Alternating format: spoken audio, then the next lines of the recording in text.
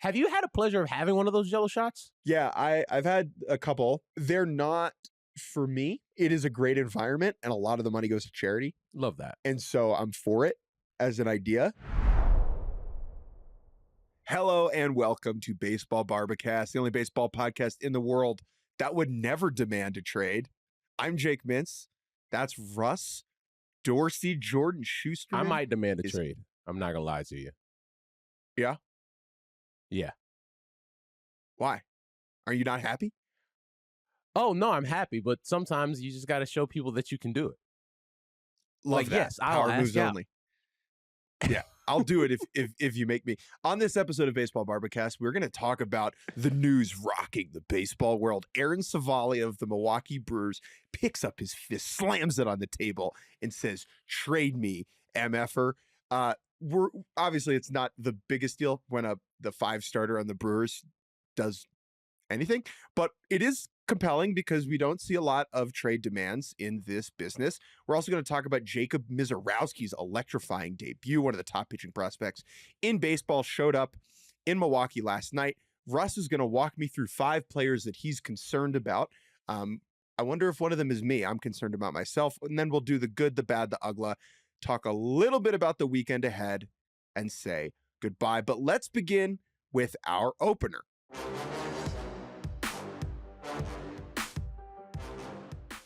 Our opener on this episode is Jacob Misiorowski. So he was committed to transfer to LSU from a junior college. And that's kind of that's what makes him super interesting to me is first of all, he's 6'7" and he looks like a combination of Chris Sale, but even somehow slimmer. He goes to a junior college in Missouri, carves, is going to transfer to LSU and be on the staff with Skeens. But instead, the Brewers draft him and give him so much money that he has to sign, right? And the thing with him that I think everyone should know is he throws 100. I know we now live in a day and age where everyone throws 100, but this 100 comes out pretty hot. One of the things, Slim Chris Sale is insane. When you say that, that hit me in the face of all right, Chris Sale is one of the slimmest human beings I've ever seen.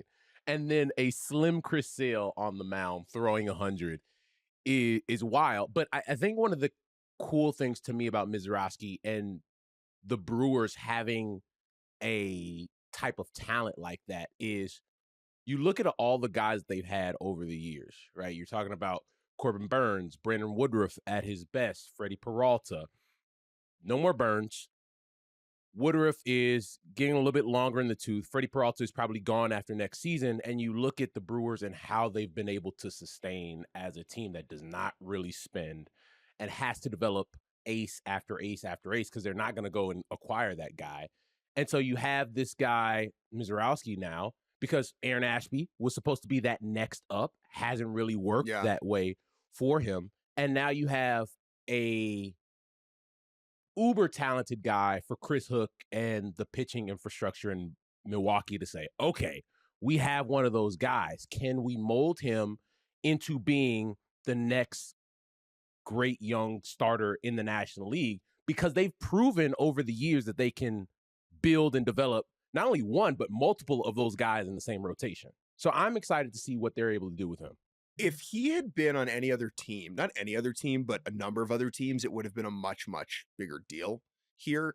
Misiorowski's prospect status is very interesting because, like I said, he doesn't play high-level college baseball, and so we don't have clips of him in the SEC or in Omaha sitting people down with 100. He's drafted by the Brewers in the 2nd round, and so he's not a first-round pick, even though he gets a bonus that's commensurate with a first-round selection. So he gets $2.35 million in a slot that's usually $1.1 million. And as he's coming up the chain, he's sitting in for the rankings anywhere between 25 and 75. He's never really in that upper echelon, but that's just because of the risk associated with this type of pitcher, right? He's skinnier, slim Chris Sale. I would say because his limbs are flailing all about, he still doesn't have great control of his body. And that just means that his command and his control is a step behind. And he doesn't really have a weapon against left-handed hitters, which gives him a lot of reliever risk compared to most pitchers that are in the top 100.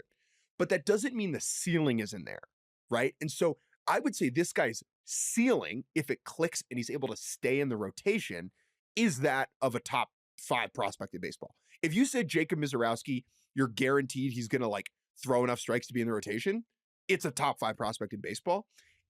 And the ceiling being so nuts means that when it all shows up in a debut, like it did last night against the Cardinals, it makes you sit and stare and watch. So he threw 5 innings last night, 4 walks, no hits, 5 Ks. He was throwing 100 miles an hour with the heater. I think he averaged 99.1, but he had like 14 pitches over 100.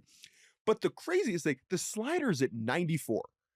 Like it just sits 94. It looks like a cutter, but because he's got this low slot, it has sweep at 94. And then he has this curveball that he throws at 87, 88 with tons of snap from that low slot. Now, I don't know how the heck he's ever going to get lefties out because he's more of a supinator than a pronator. His wrist more moves towards a left-handed batter rather than away. So it's hard for him to get that action on the changeup. But I mean, if he could just be this, like this is whew. You talk about the slider at 94, and it reminds you of old school Syndergaard, right?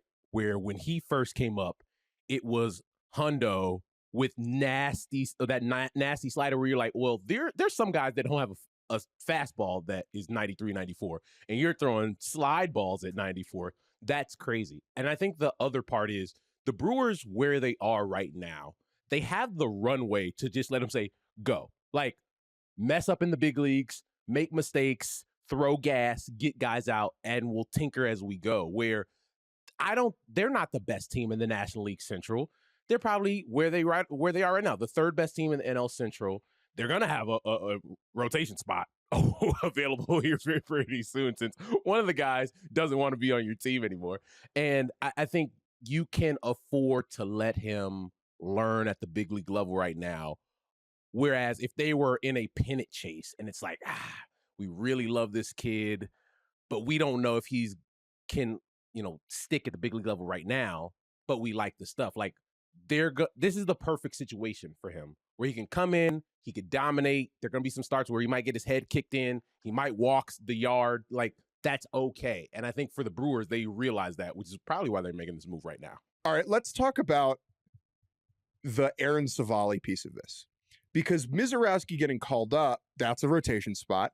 And the Brewers, even though they can't hit it all, these guys can pitch it. They're getting outs. And the rotation is pretty stacked right now. Freddie Peralta's got a 2.69. Jose Quintana, the eternal Brewer, who was never on the Brewers and is now on the Brewers, 2.66. Quinn Priester, who they acquired about a month and a half ago, he's been great with a 3.65. Chad Patrick has a 3.25, and he's going to get Rookie of the Year votes. And so Civale was kind of the obvious guy to go. He is a 4.91. Now, he's been better than that recently. He had an injury that he was pitching through in the beginning of the season. But Aaron Civale is like your established, totally fine, back of the rotation, relative soft tosser with a deep pitch mix. He's going to give you 5 with 3 earned. Like, that's his deal. You don't want him starting in a playoff game. When we get the news that Misiorowski's up and Civale is out of the rotation to the bullpen, we get a trade demand. Now, I went and did some research as far as trade demands go. Nolan Arenado gave like a half demand over the winter that never actually actualized into anything. We have Giancarlo leaving Miami to go to the Yankees. And then Zach Greinke was one I didn't remember, where he was super blunt and just went to the Royals and said, I don't want to be on a rebuilding team. Please trade me. They sent him to Milwaukee. Russ, what are the dynamics behind a trade demand? Like, how does something like this make its way from player to team? And how does it make its way from like player team to the public? So one of the things when you hear this, when Ken and Will Salmon report this, it's like, whoa, okay, that's wild that this got out. Because one of the things that I always think about is this happens, but in baseball, unlike the other sports where it's like, get me the hell out of here, you don't hear about it often. Like, I've heard about players and agents working to get the player moved. That happens a lot, but it rarely ever comes out. You mentioned some of the big boys that have asked for trades over time. And every once in a while, you'll hear a guy allude to it, but they'll never actually say, I want to be traded. Like, to the Greinke point, it's, I want to be on a winning team. Guys say that all the time.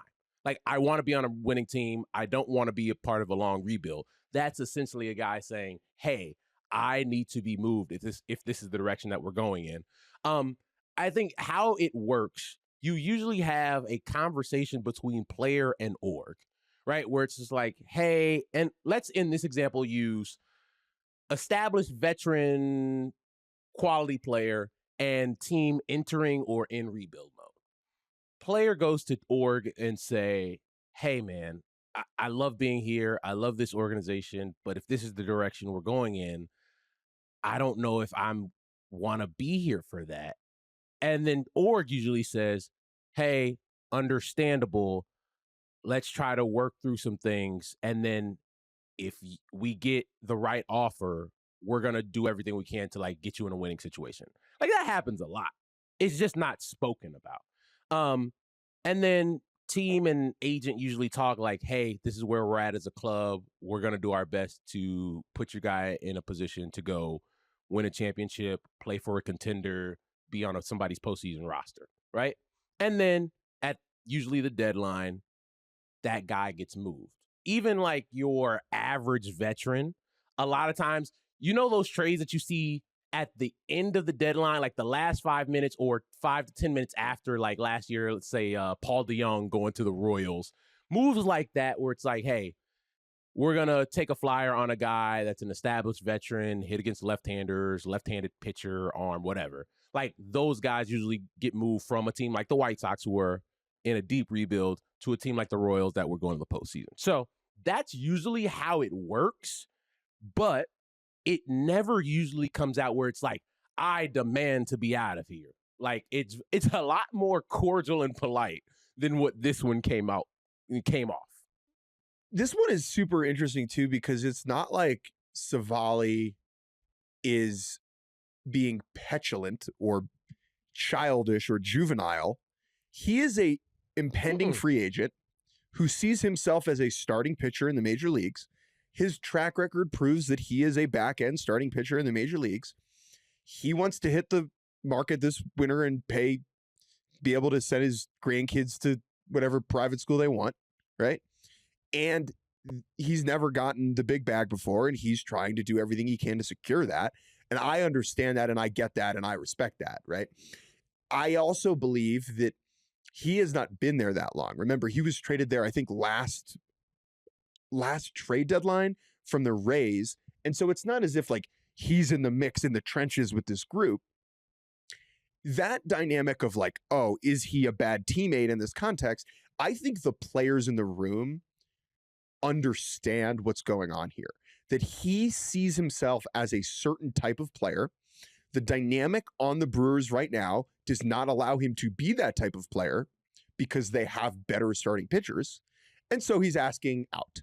Now, I'm curious, what do you see the differences are between this and what's going on, or what happened in spring training with Marcus Stroman in the Yankees, where there was not an obvious spot for Stroman in the rotation? He said, I'm a starter. Everyone was like, okay, well, you're the sixth best one. And then everyone got hurt and he ended up being in the rotation. What are the differences between these two situations here? I'm so glad that you brought that up, because that was exactly the example that I was going to use. Because in a situation like the Yankees had, you clearly have a guy that was saying, if I'm not going to be in this rotation, we're going to have to figure something out here, because I've been a starter my entire life in the big leagues, minus a couple of times last year when I wasn't really good, and I want to be a starter the rest of my career. Now, in spring training, and you know this because you've covered ball for a long time, I know this because I covered ball for a long time, dudes are going to get hurt. That is a guarantee in Major League Baseball. And what happened in spring training for the Yankees? Garrett Cole needs Tommy John surgery. Boom, Marcus Stroman, come on down. I think the difference here for Civale is, one, he hasn't been great. Two, you have better options if you're the Brewers in a situation where if I'm going to go Aaron Civale, ERA at almost 5, or young stud throwing 100 with a 94-mile-an-hour slider that we want to give opportunities to start and get outs in the big leagues, I'm going with the kid 10 times out of 10, right? And I think for Civale, yes, it's better for him and his career to just have a team take a flyer on him, get traded, and then, hey, there's teams looking for pitching depth every day, right? So this is probably going to end in him getting moved to somebody that has some injuries, needs an arm, and then, he can go there and pitch. And it might end up he pitches in the bullpen anyway.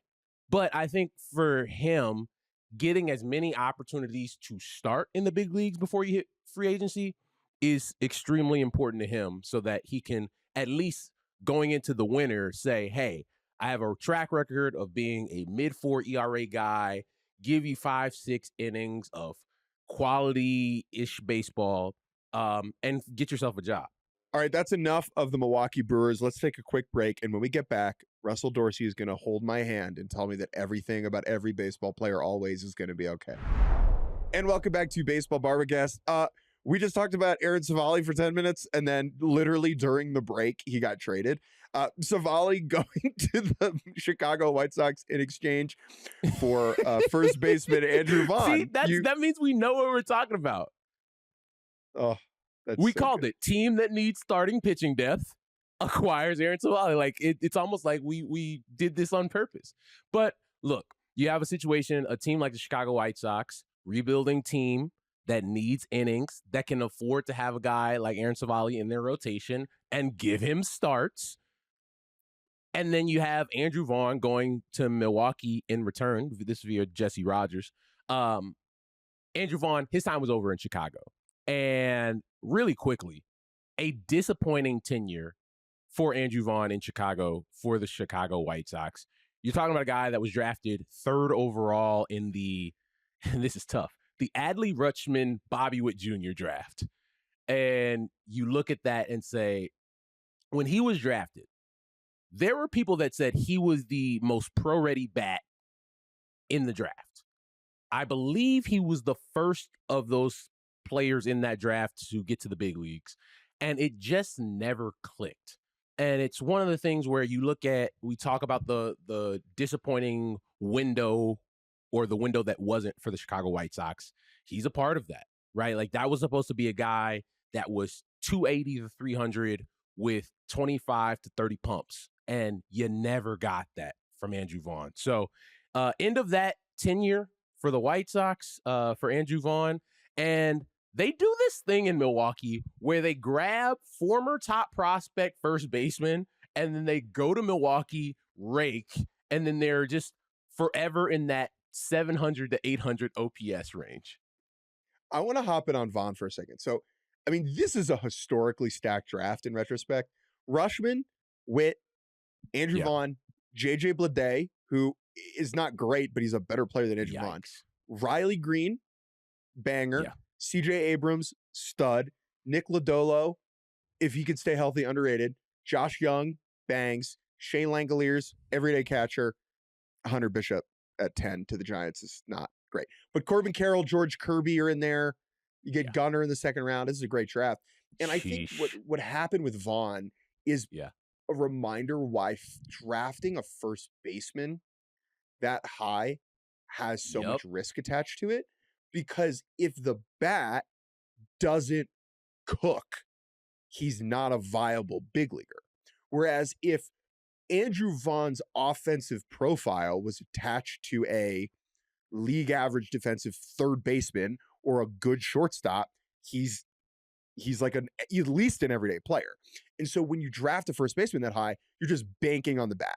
And if sometimes that turns into, Freddie Freeman or what Spencer Torkelson is doing now, or Adrian Gonzalez first overall, there are examples of it hitting, but this is what the downside looks like.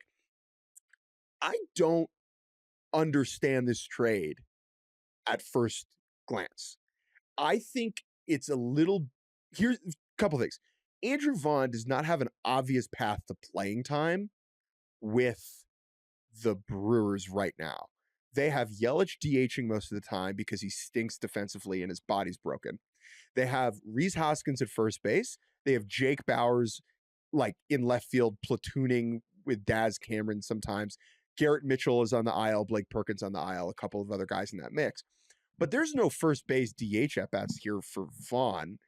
And he's not a great corner outfielder. So I would imagine this is either a bench bat or they'll just stash him at AAA. And if someone gets hurt, they'll bring him up. As far as the White Sox side goes, correct me if I'm wrong here, Russ, but like this feels like they're acquiring Civale to give him 7 starts and then trade him in a month and a half. 1,000%. Like they're in the acquire and trade part of their rebuild right now. And well, that's actually not a bad place to be. Andrew Vaughn was in AAA. He didn't have a normal playing time in the big leagues anymore. So you go to Milwaukee now, and I agree with you. There is gonna be some type of platoon split here. Like I don't imagine he's gonna get everyday ABs, but even if he's a bench bat or they try him at a different position, it's not the worst project if you're the Milwaukee Brewers. Like I think they turned Jake Bauers into a serviceable big leaguer. Finding him the right matchup, platoon splits, etc. So can you do that with Andrew Vaughn in a very hitter-friendly environment? I think they can. I think they have the ability to do that. I 100% agree with you on your Vaughn assessment, and it's why Spencer Torkelson was in the danger zone coming into this year. Because and I've talked to, you've probably talked to baseball people about this. I talked to a lot of people, in Detroit about this. Like the bat had to play for Torque. Like it had to play. And for Andrew Vaughn, same thing. Because you don't do anything else at an above average level, your bat has to be great. If your bat isn't great, this pick was not worth it. So listen, White Sox fans, don't buy your Civale jersey now. He's probably not going to be there for the long haul. Hey, Dad, if you're listening. Walking around the south side. He's like, hey, man, I'm going to get a text before this podcast is over. With Aaron Civale. That's a nasty jersey to be walking around Chicago with. The Aaron Civale 7-start jersey. Woof. We talked about this recently when Drewski was wearing the White Sox Mike Soroka jersey on some stream. And it's like, where did you get that? You talk about a guy that you don't remember. Give me White Sox I don't remember for 500, Alex. I mean, Mike Soroka. Yikes. So, yeah, listen, Pope, don't buy your Civale jersey just yet. All right, Russ, let's take a pivot and let's have a couple nuclear overreactions. You wrote something this week. 5 players that you're concerned about. Yeah. We've reached the point in the season. It's June 13th. All right. Summer is in full swing. And some players are not in full swing. Yes, or maybe they're doing too many full swings. Nailed it. Who are some guys that you are worried about? Let's stick on the South side for a second. Let's go to center field in Chicago, where we find Luis Robert Jr., who used to be known as Cuban Mike Trout. And you look at Luis Robert Jr., a couple years ago, he finished 12th in AL MVP voting, was an All-Star Silver Slugger, Gold Glove Award winner. Like, you're talking about one of the best center fielders in all of Major League Baseball. I think you could have made a case back then that he was the best top 2, top 3 center fielders in baseball. And that seems like that was a long time ago, because you watch Luis Robert Jr. right now. Let me read off some numbers to you, Jake Mintz. Slash line for Luis Robert Jr. this year. In 61 games, 185, 269, 303, with a 31% strikeout rate. Over the last 30 games, Jake Mintz, how many home runs does Luis Robert Jr. have? This is a guy that hit 38 2 years ago. I'm going to go with 0, Russell Dorsey. The answer, Jake Mintz, is 1 home run that he hit 2 days ago. Without that homer, we're talking about a month and a half since his last home run.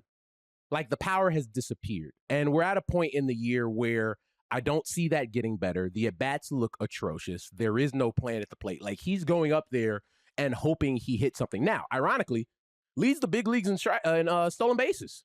So it's like that 26% of the time when he's on base, he's going. But outside of that, like, you're not getting anything this year. And this is one of the things I've reported on it last year. Like, there weren't a ton of calls for Luis Robert Jr. at last year's deadline. Like, teams checked in and called the White Sox, but there wasn't as much conversation or calls around him as things out there would lead you to believe. Like, I know that for a fact. And if he's going to play like this, that phone in Chicago for Chris Getz is going to be very quiet. So I'm very concerned about Luis Robert. I'm curious about him and his status at the deadline. So I believe he's got a $20 million team option for next year. And two more after this year. Yeah. 2 more after this year. If they don't pick that up, he could be a free agent this year. So you would imagine that the White Sox would want to trade him for anything at this point, right? Or else you're going to let him walk and not pick up that option. Are they going to pay $20 million to have this version of Luis Robert around next year just to hope he gets better? Maybe. I think he does have a little bit of value just because he can go get it in center and he steals bases. And maybe you get him out of that environment and he runs into a couple in a playoff series. There aren't that many center fielders like this. I think maybe Cedric Mullins being on the block this deadline season hurts their ability to trade Robert because there is another better option out there. Do you think he gets dealt if you had to predict right now? All right, so 2 things. I wrote about that part you started out with. Because he has the 2 options after this season, if you're the White Sox, you don't have to panic and say, we're going to take pennies on the dollar for him, right? Like, you can essentially pick up the option and hope he has a bounce back next year, and we'll be in the same situation if he doesn't hit. Or he does hit and plays his Gold Glove caliber center field, and then you have the best position player available at next year's deadline, right? Like, in today's baseball money, $20 million is not crazy for what looked like a premier center fielder. He's not that right now. I do think, to your point about the value, I probably disagree, because if I'm looking for a good center fielder, like just a guy that can go get it, I can find a guy that can go get it and not have to pay $20 million a year for it. Like, if I'm looking for Ender Inciarte, I can go get Ender Inciarte or this year's version of Ender Inciarte. Yeah, but you could just trade him for this deadline. To your point about do they trade him, I don't, like, I hear your point, but, like, why? Like, I think you're better off gambling on him bouncing back next year than trading him for nothing this year, because you'll have the same amount of value, right? Like, the value isn't going to get worse than it is right now, and you'll still have the last option on the back end. I just don't know if Jerry Reinsdorf is going to want to make this $20 million gamble, right? I think there are 2 reasonable paths forward here. One is that you trade him at this deadline. If you are not planning to pick that option up, if you're going to let him walk, you have to trade him at this deadline. And I do think there is a chance internally the White Sox are like, you know what? This is never going to get fixed. Let's just cut bait here. Let's trade him at the deadline. Hopefully we can get something. We'll use the threat of picking up the option as leverage. Or you pick up the option, you give him the 20 mil, and you try again next year. Though, if you're going to let him walk, you cannot hold on to him at this deadline. You cannot just do that. Because to me, that is just a complete missed opportunity. All right, enough about Luis Robert. Give me another guy on your list. All right. Other guy on my list, I've written about this guy this year already, Willy Adames, who signed a monster deal to go play out in San Francisco with the San Francisco Giants. If you look at the numbers since 2000, it's the toughest ballpark to hit in Major League Baseball. And even tougher for right-handed hitters. You're talking about a guy on Willy Adames that had a career high 32 home runs last year, had really figured out who he was as a hitter, big time power. There was some swing and miss in this game, but like overall, you're looking at the guy, very solid shortstop, big time power, run producer. That has not happened. And it's one of those things like you could have kind of predicted, but numbers for Willy Adames, 203, 288, 339 in 67 games. He currently has 7 home runs, Jake Mintz, and that includes 2 in Colorado this week. So essentially, we're talking about 5 home runs this season for Willy Adames. And I'm concerned for Willy because I think Willy Adames is a fantastic baseball player. And I wrote about him a lot during the offseason. And there are some front offices that thought he was the best position player available outside of Juan Soto. And I still think that's true. The problem is fit is very important when we're talking about free agents. And I liked Buster Posey acquiring Willy Adames from the standpoint of guy in the room, guy who has a winning attitude for what you wanted to build. And look, the Giants are playing good baseball in a division where we thought they would, drift into the distance. But if Willy Adames isn't going to be an 850 OPS guy for you, that like it does the whole thing does not work. And they have him for a long Hence, time. I'm concerned. If you want to look at why... Yeah, there's 6 more years on this deal. Yeah. If you want to look at why it's kind of tailed off this year, StatCast has a good metric called launch angle sweet spot, which I know is like a lot of words. But the idea is how often are you hitting the baseball at the optimal angle? Not beating it into the ground, not popping it up into the air. I believe it's between like 10 and 30 degrees. And he has the 6th biggest drop in that year over year compared to last year. So he is hitting the ball a little bit softer on average, but it's mostly about the way he's striking the baseball, the angle he's striking it. He's not driving it into the gaps as much. He's probably beating it into the ground or popping it up. I have enough faith in Willy Adames, the player, to get it figured out.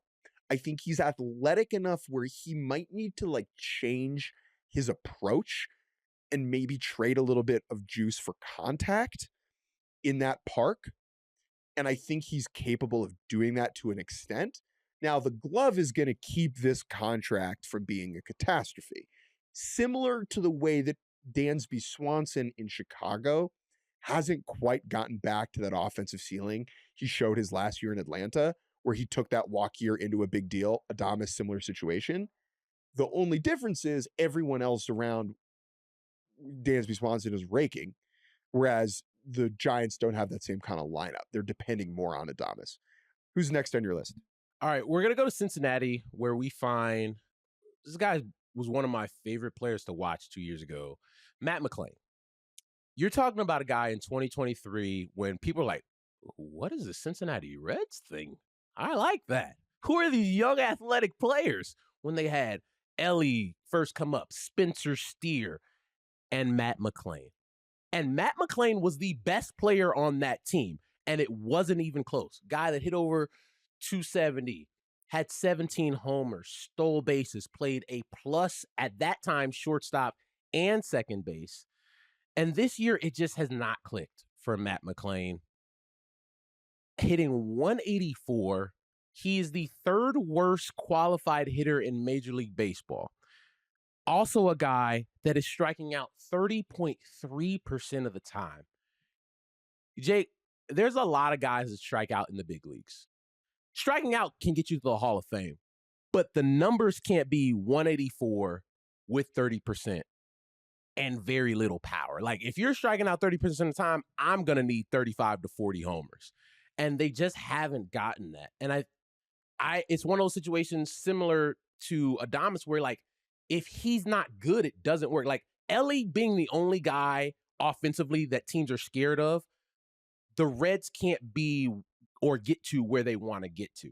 I still think that athletically, what he showed me offensively 2 years ago, what he can do defensively, like, I still believe in all of those characteristics. Like, I think Matt McClain is a really good baseball player. I really do.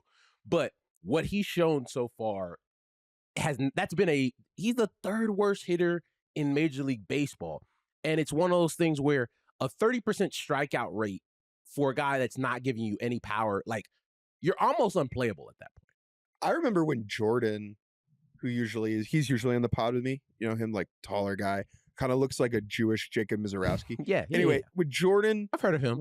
Jordan was in Cincinnati, like, he would always be like, yeah, like, once they get Matt McClain off the IL, like, oh yeah, McClain's hurt. Like, once McClain comes back, McClain was kind of a big piece of that operation. And now he's back and he's playing, and it just doesn't look the same. And you're right, the Reds need this guy to figure it out if they're going to reach the heights that they want to get to. This guy might be the biggest name on this list in that he was supposed to be the best trade candidate at this year's trade deadline. That's Sandy Alcantara. And I look at Sandy, who 2 years ago, Cy Young winner, dominant, took the ball every fifth day, gave you 7, 8, sometimes 9 innings, could strike out 12, but would much rather just pitch deep into games and strike out 6 or 7. And this year, he's just not been the same guy, even though you look at the fastball and you say, oh, still touching 100. That should be the same dominant Sandy, yet it hasn't been. And I think the big thing when I look at Sandy, the fastball is getting hit for nearly 600 slug this year, which is almost 100 points higher than it was in his last full or semi-full season before he had to go down for Tommy John surgery in 2023. And I look at a guy in Sandy Alcantara, and I ask the question, similar to the one you asked for Robert, but much different because I think this is a better player. Does a team look at Sandy and say, all right, this guy was the best pitcher on planet Earth in 2022. That guy is still in there.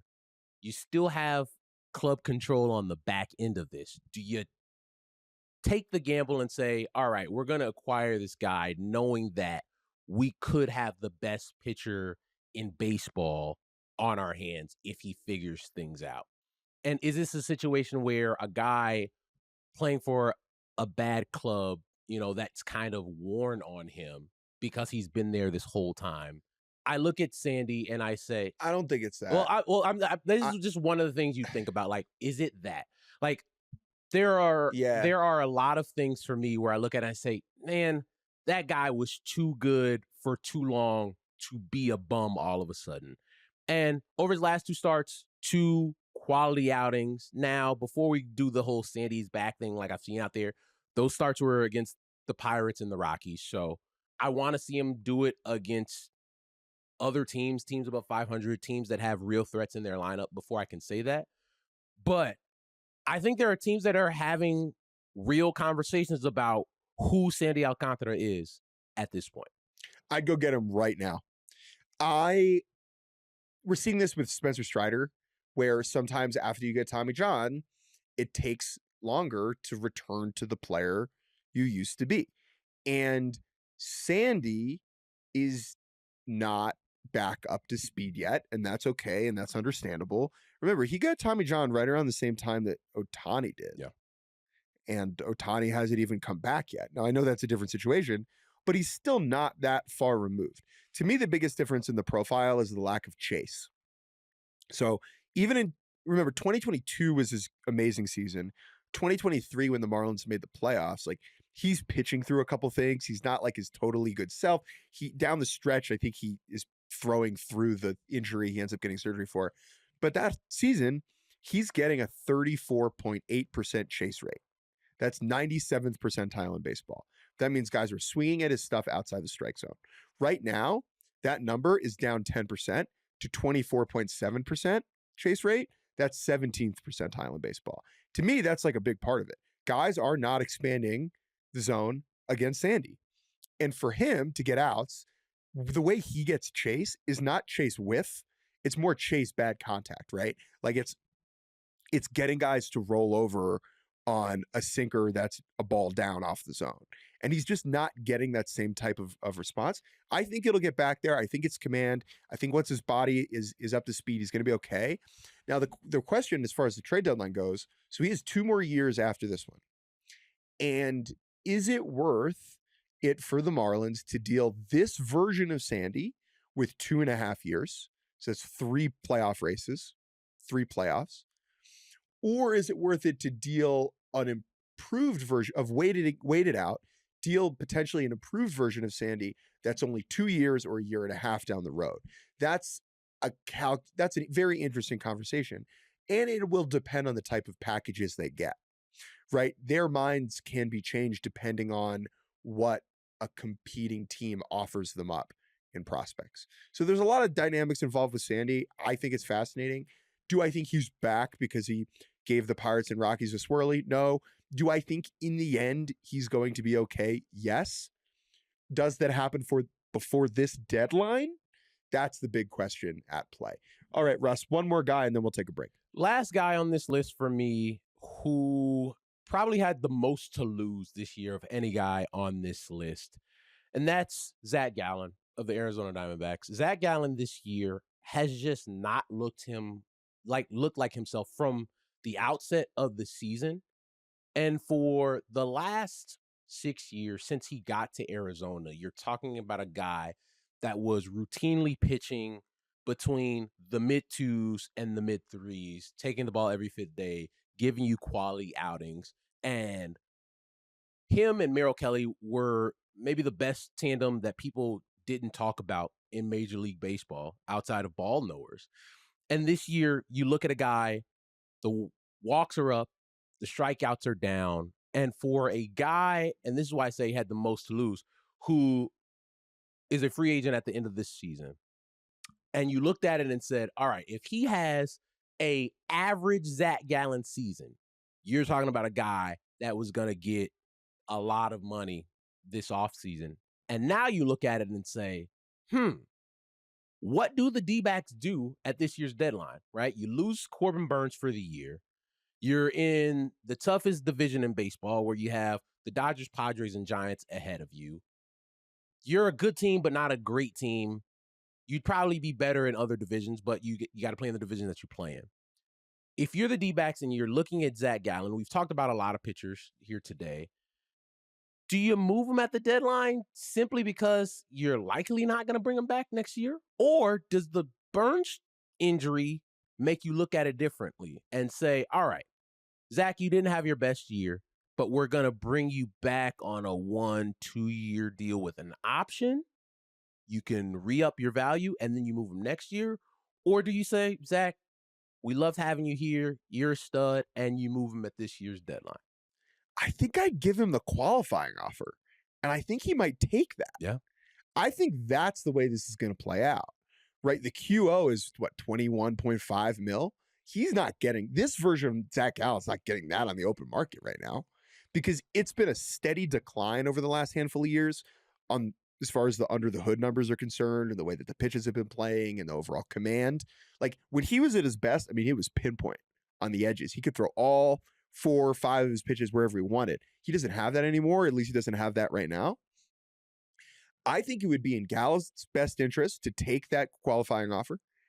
And I think it would be in the Diamondbacks' best interest to offer it to him because they're not going to have Corbin Burnes for next season. So they need to find pitching any way they can get it. As far as it goes at the deadline this year with them, it's like they got to pick a lane because if they stand pat and they don't trade Gallen or Kelly or Naylor, it's like, oh man, that's a lot of pieces that you kind of wasted and let walk because you are probably not going to give Naylor the QO. Would you give Naylor the QO? Maybe. You're not giving Kelly the QO. So it's like they're in a very interesting spot as a team and how they play. And so they're just in a very odd spot. Gallen, I am a little worried about. I've said this many times in the pod. I just didn't understand why people were so high in the Diamondbacks rotation coming into the year. I know that this is before Burnes went down, but Gallen he hasn't looked like Zach Gallen in a long time. And now it's just gotten really, really bad. Well, Russ, thank you so much for getting us all in a bad mood and worrying about these players that are good. Maybe some of them will turn it around. Who of these players do you think is the likeliest to get it figured out? That's a great question. From everything I've seen, I actually think it's Sandy. I think of those 5 guys, the player I'm most easily. confident that they will return to being their premier self is Sandy Alcantara, because I know that that guy is one of the best starting pitchers in baseball. And the stuff is still good. It might not, to your point, might not be as sharp as it was when he was the best pitcher in the world 3 years ago, but there is more than enough stuff that I see in the underlying numbers and the standard numbers to say, okay, you get him in a situation where he doesn't have to pitch 7, 8 innings every 5th day for this team to have a chance.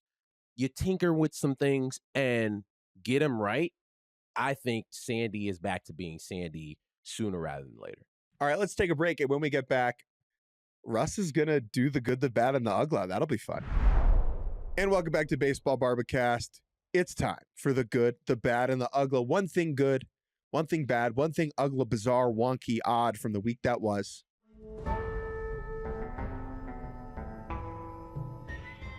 I'm going to go first because the Pope threw on the Sox hat when we found out that our Pope was a Chicago guy and that he was a White Sox fan.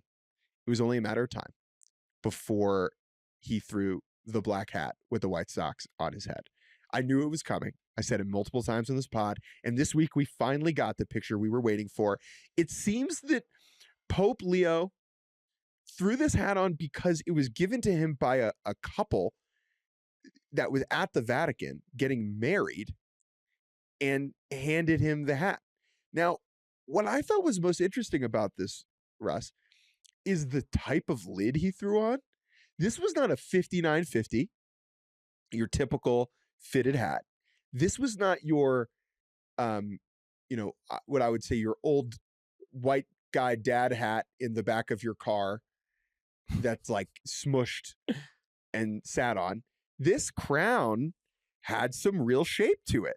This was a good look. It seems to be the 47 brand version, but it stayed well. And this couple was on a 17-day honeymoon in Rome. Good job keeping the hat in good shape. No, I love this. It definitely looks like the Pope is a ball knower, which from everything we heard, the pictures we've seen of him at the 05 World Series, he's definitely a ball knower. This has been big as a Chicago resident and native. This has been big for the people of Chicago, that Pope Leo is not only a baseball guy, but a Chicago White Sox guy of all the teams he could have, been a fan of. He's a South Burbs kid like me, so grew up just south of the city. And I was at my parents' house yesterday and we were talking about this. I actually told them, because they didn't know, there's a mural of the Pope right behind the seats that he was sitting at Rate Field in Chicago now. The White Sox have gone full send on letting everybody in the world know who the Pope cheers for. They haven't had a lot of things to get excited about there on 35th and Shields. I'm excited that they're excited about the Pope. Dude, the way he wears the hat you're so right. It is a ball knower type hat wearing situation. You don't want to judge books by its cover. The Pope would tell me not to do that. But if you're at a ball game, you can sometimes tell how much ball knowing the person will have by how they wear various types of baseball paraphernalia. And just glancing at the Pope and the way he's moving with the lid, he's a ball knower. Russ, what's good for you this week? It's Christian Moore, top prospect for the Los Angeles Angels of Anaheim, getting promoted to the big leagues. Is likely going to make his debut this weekend. And the aggressive Angels strike again, man. This is a team that have been uber aggressive, whether it's Nolan Schanuel or Zach Neto, now Christian Moore, Ben Joyce. They are saying, hey, are you a good college baseball player? Well, come on down. I reported last year and the year before, the Angels actively, when they are scouting players before the draft, had been asking the top college prospects, hey, could you play in the big leagues this year? Like, that was a question that they had asked players word for word over the last couple of years. And obviously, as a top prospect in the draft, you're not going to say, 2 years from now, I think my ETA of 2020, it's like, yeah, I think I could play in the big leagues right now. But they're serious about it. Like, this isn't a team blowing smoke up these guys' butts. Like, they're saying, hey, if you're talented enough and you prove to us that you can hold your own in high A, double A, triple A, you're going to be playing in Anaheim very soon. And the Angels, who, Jordan and I have been very vocal, we think they're bad. Yes. They are currently one game below 500. They have won 3 in a row. They've won 7 of their last 10. They're 2.5 back of a wild card spot. It's as close as they've been this deep into the season in the post-Ohtani era. And bringing up Christian Moore is a fun, aggressive play. He was one of the best college baseball players of the 21st century. Last year, he won the College World Series at Tennessee. He is a Brooklyn kid, like from Brooklyn. And there are not many ball players who make it to the big leagues from New York City. I think that's super cool. He hit a baseball last year, Russ, in Omaha for the cycle. That was one of the most jaw-dropping batted balls I've seen in a long time. Just a dead center laser beam out in Omaha, which is an enormous park. He's immensely physical. He impacts the baseball. The question is, what does the whiff look like? What does the chase look like? Can he be an above average defender at second base? If he does, this guy could be like a borderline all-star level player who brings his fair share of highlight reel plays on the offensive side. I'm going to move to bad, and I'm going to talk about Hunter Dobbins. This whole Hunter Dobbins scenario is so bizarre and so messy and so weird. And I think in the end, it is not just bad, it is sad. Hunter Dobbins, pitcher for the Boston Red Sox, made some headlines last week when he said he'd rather retire than play for the Yankees. Everyone, upon hearing that, said, that's not true. Like, if you are presented with the situation, one day you will not retire, you will play for the Yankees, but that's cute. When saying that, part of his distaste for the Bombers stemmed from his dad, who he told media was drafted twice by them and traded to the Diamondbacks, and he held that grudge for a long time. And then, friend of the program, Joel Sherman of the New York Post, drops the hammer on this liar, Hunter Dobbins, and reveals that Hunter Dobbins, Mr. Dobbins' dad, I believe Lance Dobbins, never played affiliated minor league baseball. Never drafted by the Diamondbacks, never drafted by the Yankees, never played with Andy Pettitte, like this Dobbins said. And it was like the back page in New York. It was like, I think it was like Wicked Whopper was the headline. It was like, oh, Hunter Dobbins is lying. And now Hunter Dobbins has to speak about it. And this is a quote from Hunter Dobbins. The whole backstory stuff that I heard growing up, seen pictures from my dad. At the end of the day, it's just from my dad and what kind of grew my love for the game. At the end of the day, I don't go and fact check my dad or anything like that. What we have here appears to be a father lying to his son. Oh, no. What? Jeez, man. One, shout out to Joel. The more I've gotten to know Joel over the years, the more I like Joel. Like, Joel is great. But the fact that after all of this, like, I was down for the I'll retire thing. Like, most people know, if you're a ball knower, King Griffey Jr., his dad had some beef with the Yankees going back when, he couldn't be on the field with, his dad, even though Greg Nettles' son and him were out on the field during BP. And I was like, cool. But the fact that it's not true on top of all of this, you just gave Yankees fans so much smoke and fire and media, etc. Like, no, you don't. I agree with him. You don't fact check your dad, but it's one of those things like, once you get to this point in your career where, like, people will fact check you, especially when you get to the big leagues, like, you can't just throw that story out there not having the evidence. And it's not that hard. If you go to a good baseball website called Baseball Reference and you type in Dobbins, okay, you type in Dobbins, you'll find Lance Dobbins, his dad, and you click on Lance Dobbins' page, and he played 2 years of indie ball, all right, with a career 8.64 ERA. But his biggest crime was not pitching poorly. It was lying to your son. Listen, man, you made your dad, like, I think the worst part for me is you made your dad look bad when who doesn't love a good story?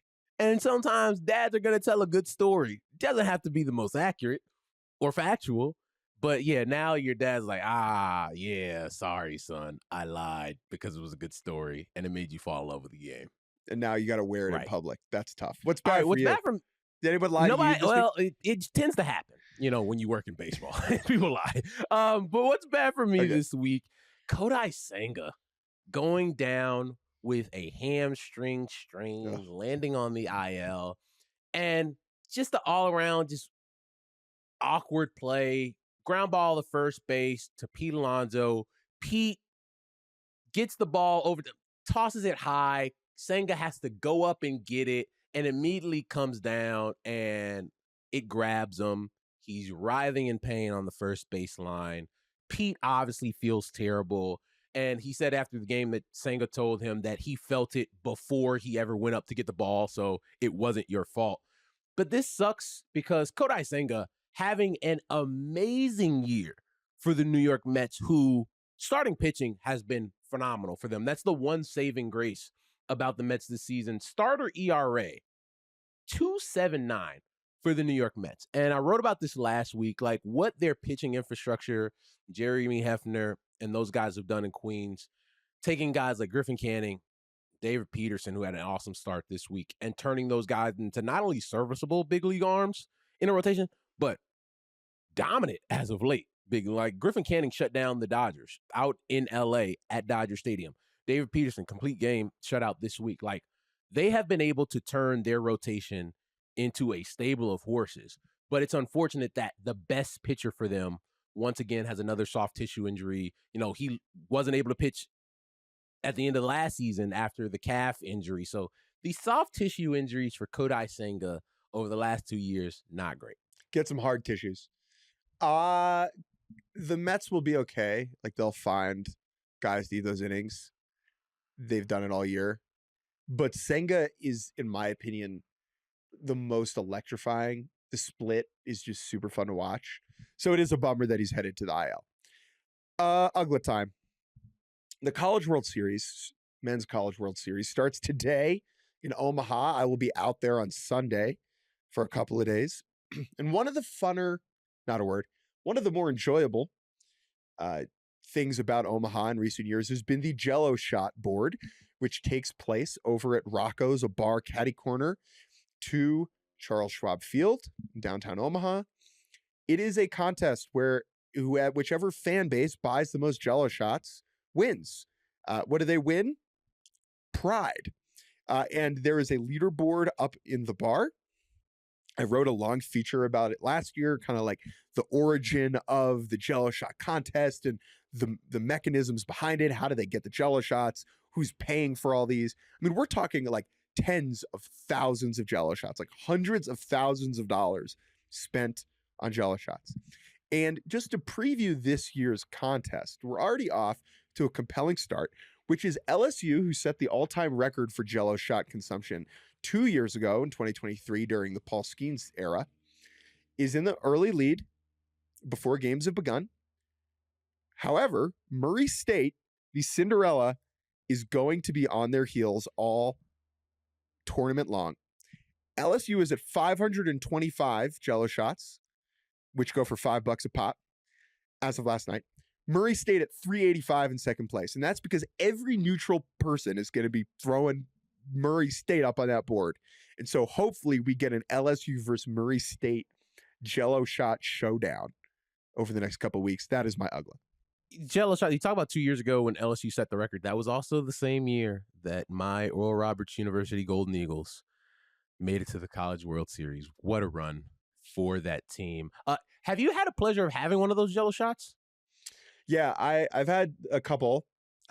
Myself and friend of the program, Clinton Yates, indulged in a Jello shot or two a couple years ago. They're not For me, Okay. from a taste perspective, I understand the bit. It is a great environment, and a lot of the money goes to charity. Love that. And so I'm for it as an idea, but you will not catch me. They're not terrible. Like, they're not inedible, Okay. but they're not tasty. That's what I was wanted to get at, because like you see the numbers, like I love watching the numbers climb as the College World Series goes on, and you're like, wow, they've sold 7,500 Jello shots. Like, that's crazy. But it's like, are these shots that great? Like, is that why they're selling? But it's like, okay, it's part of the bit. You want to win for the pride. I understand it. And I like that the money goes to charity. I like that.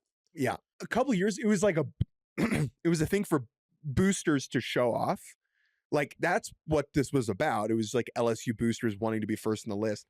And they created a rule that the Jello shots have to be consumed on campus, like on premises. You can't take them away. So like, you can't just buy they have to be, they have to exist. You can't just be like, here's the money, put us on the board. Like, the Jello shots have to exist. What's your Uggla, Russ? My Uggla, Jake Mintz, you are one of the smartest baseball people that I know. And you're usually up on all the latest baseball happenings, you know, big leagues, college, minor leagues. You and Jordan are great. Do you know who the best hitter in the world outside of Cal Raleigh and Aaron Judge over the last month has been? I believe, based upon your phrasing, that it is a player from another country's league. And based upon your phrasing, I'm going to guess that it is an American or Latin player playing in either Korea or Japan.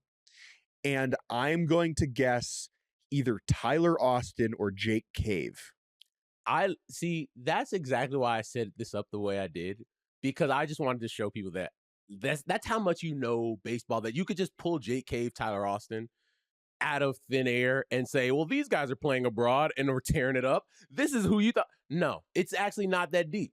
The best hitter in baseball over the last month, not named Cal Raleigh or Aaron Judge, has been Max Muncy, Jake Mintz. Can you believe that?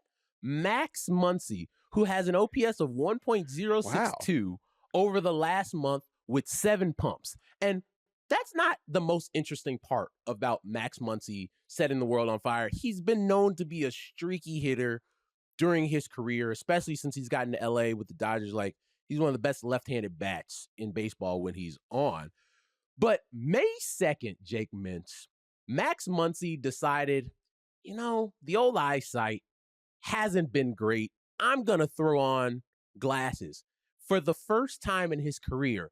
And he's been an absolute monster since he started wearing glasses. And I was out in LA about 2 weeks ago, the day he hits a couple of homers against the Yankees when they throttled the Yankees 18-2. And he was asked about it. And he said, look, man, I can't pretend that they haven't helped. Oh, they've done more than help, Jake. Like, they've turned this guy into Barry Bonds over the last 30 days. And I think that's pretty dope. So I saw the Dodgers in Miami the week after he got the glasses. And the whole narrative at that time was, all right, Max Muncy having a rough start, getting glasses, maybe this will help. And the week after he got the glasses, he was still terrible. Yeah. So it wasn't like, it was hard to write that story at that point, but it clearly seems to have turned around and it clearly seems to have helped him. Good for Max Muncy. Because, I mean, there was a point during the season, was like, is this a viable guy to start every day at third base? Now, obviously, yes. Curious what it means for him moving forward on this team. I believe he has one more year left on his extension. Do they trade him? Do they go get another third baseman? Are they going to commit to him long term? Probably not. He's a little older. I do love, Russ, that you set that up for me, and my brain just was so far off the right track. Like, it was, you were so like, oh, saying the Jake way that you Cave, said it. I like, saw Jake you Cave gave me a good it. prompt. Most people probably think Jake Cave's still playing in the big leagues. Like, that tells you how locked in you are, bro. Yeah, Jake Cave was on the Rockies last year, and you can make a point that that's not necessarily big league baseball. All right, Russ Dorsey, thank you for joining me. Before I let you go, is there anything else you'd like to say, you'd like to plug, you'd like to announce here on this beautiful show? No, man. I appreciate you having me as always. Like this. This is fun. I miss talking ball with you guys. So this is great. Jake Cave is slashing 279, 323, 383 for the Doosan Bears. I think that not enough slug. I think we want to see more slug out of Jake Cave over there in the KBO, but he is hitting 279. So, maybe not quite all-star level, but Jake Cave, hope you're doing great. Thank you all for listening. Thank you, Russ Dorsey, for stepping in and pinch hitting for Jordan. Thank you to TJ Brasil and Andrew Hartz for producing. Thank you to myself for just being on it today. I'm currently out in Tahoe for a wedding for a buddy of mine with all of my college baseball teammates, Russ. And we were sitting around last night. There was like 7 of us just watching the 2005 NLDS Astros Braves because we had Chris Burke on this week. So I put on it's all on YouTube in full, and I put on the full game. We just sat around, had some beers, and watched a 20-year-old baseball game. Nirvana. Like, that's what it's all about. I love that. And so that really invigorated me this morning, that me and the boys, it was a true dudes rock moment, sitting in the Airbnb watching a baseball game for 20 years ago. And one of my teammates had a really good idea that I want to run by you before we say goodbye. The K-Zone box should be able to be flipped on and off with a remote on MLB TV. I don't hate that idea. Like, I think it's one of the things, as we've gotten more technologically savvy and these networks have tried to innovate the broadcast more, sometimes it can be too much, where it's just like, hey, I just want to see, like, I'll know what's a strike and what's a ball because I know what a strike zone looks like. But yeah, I think that's subtle enough where you could do that. I don't know how it would work across the board. Like, will your RSNs be able to do something like that, or is it just the national broadcast? But people throw out a lot of suggestions for games these days. I like that idea more than most. It was a good idea. So shout out to my college teammate for opening up Pandora's brain. Thank you all for listening. I'm going to go take a nap. Bye.